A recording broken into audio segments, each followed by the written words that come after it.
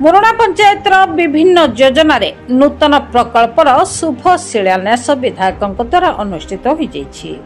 सूचना अनुसार पंचायतवासी बहु दिन दाबी करिआसुथिबा एएनएम सेंटर को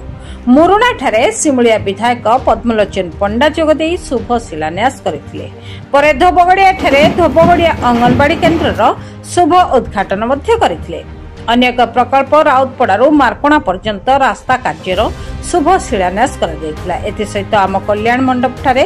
समाजसेवी लक्ष्मीधर महांती नेतृत्व में सभा कार्य अनुष्ठित होता।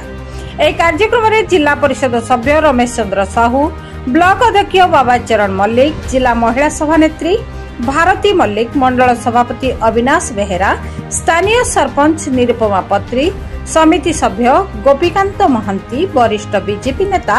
राधारमण पट्टनायक, वासुदेव पत्री, किशोर दास समेत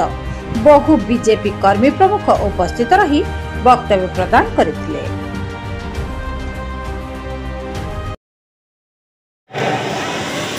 ये प्रथम दत्त ये जो शुभ शिलान्यास उत्सव में बहुत सहित अच्छा पंचायत समिति चेयरमैन रम बाबू, लुना बाबू जी मंडल सभापति, जिला परिषद रमेश बाबू,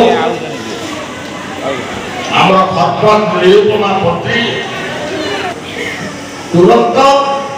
मुझे घोषणा करी खूब शीघ्र धोबगड़िया हाईस्कूल साइकेल स्टांड हम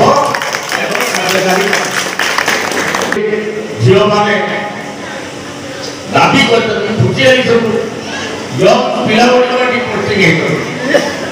तेणु आम गहन जो मैंने अच्छा आम गहन सांबादिक बंधु मैंने अच्छा इलेक्ट्रिक मीडिया, प्रिंट मीडिया एवं माँ मैंने आशा कौन सब अंगनवाड़ी एक्सचेंज आउ सीआरपी प्रथम पंचायत चुक्ति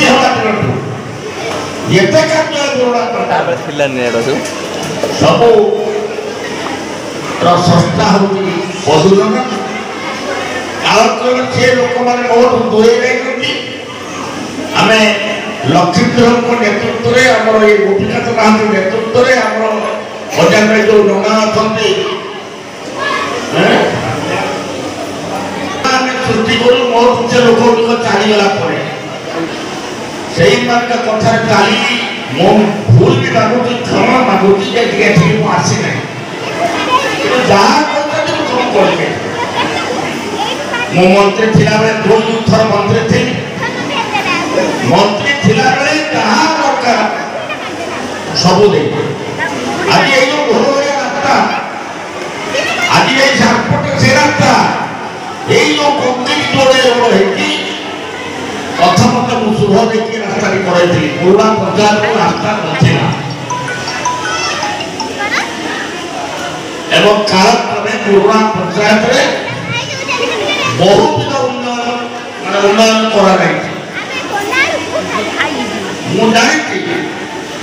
ये पंचायत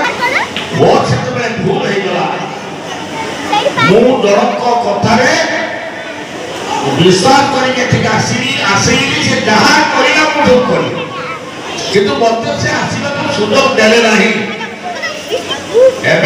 लक्ष्मीधर बाबू, भोचर बाबू, आम सभ्य समिति मेम्बर एवं अन्य मान के कमला सब मत